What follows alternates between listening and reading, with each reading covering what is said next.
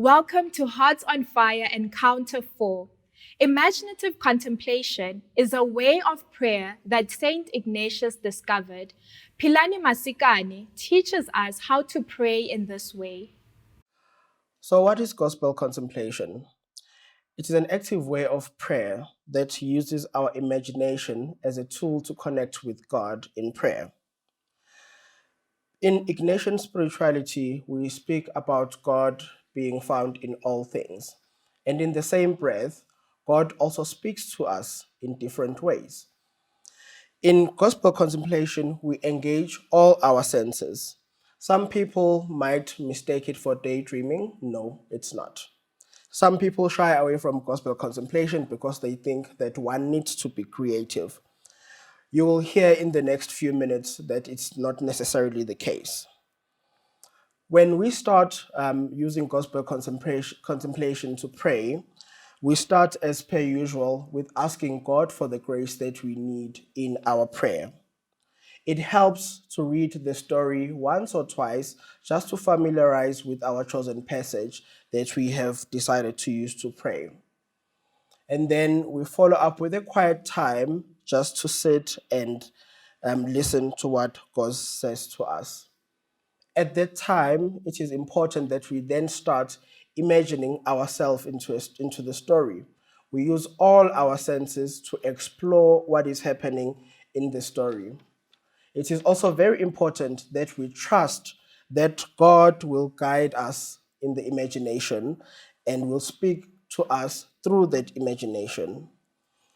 It is also very nice that you immerse yourself completely into the story, be it as a character, be it as an object, be it as somebody watching from the sidelines, but really making sure that you are drawn into the story.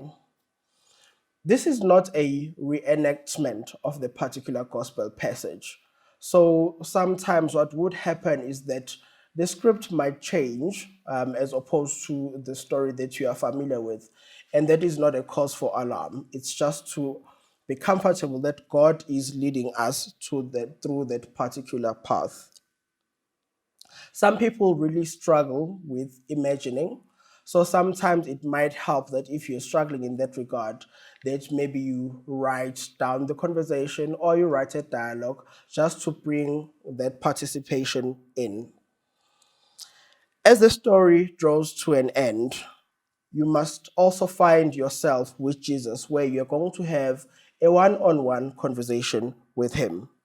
Use this moment to speak to Jesus about the grace that you are praying for. It is also important to be still and to listen to what he is saying to you, and also for yourself to respond in an appropriate way. Once that is done, you can slowly come out of the prayer. At this point, it is also important that you also take a break to recollect. It will also help you that afterwards, once you've taken your break, you review your significant experiences in the prayer.